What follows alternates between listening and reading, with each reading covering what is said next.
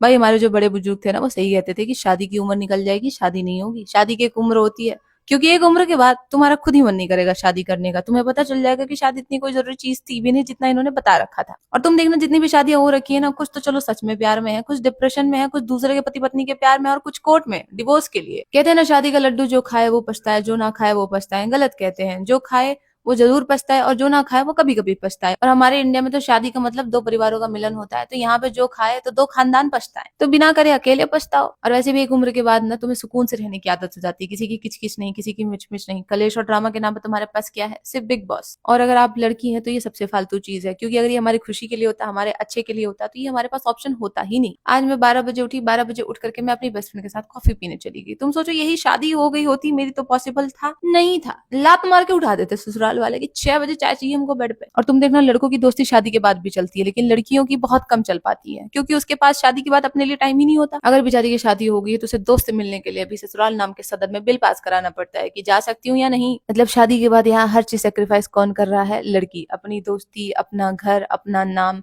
और प्रॉपर्टी। नहीं, property sorry, वो प्रॉपर्टी तो देते नहीं है ना। किसी ने मुझसे बहुत पहले पूछा था कि लव मैरिज या अरेंज मैरिज आप किसे सपोर्ट करते हो? I would say no marriage, क्योंकि अरेंज मैरिज में लड़की सब्जी में नमक कम है तो पिट रही है, लव मैरिज में चाय में चीनी कम है तो पिट रही है, लेकिन पिट रही है। लेकिन एक सेकंड के लिए दिन में तुम्हें लग सकता है कि काश कोई होता, काश मेरी भी शादी हो गई होती, लेकिन एक सेकंड के चक्कर में पूरी जिंदगी तो जंड नहीं करोगे ना। और आजकल ये जो शादी से पहले चला है ना कि टॉकिंग स्टेज, सिचुएशनशिप, फिर रिलेशनशिप, कितने भी जहाजों में सवार हो लो दोस्त, तुम्हारा टाइटेनिक भी एक दिन डूबेगा। और जब डूबना ही है तो फिर सवार ही क्यों होना।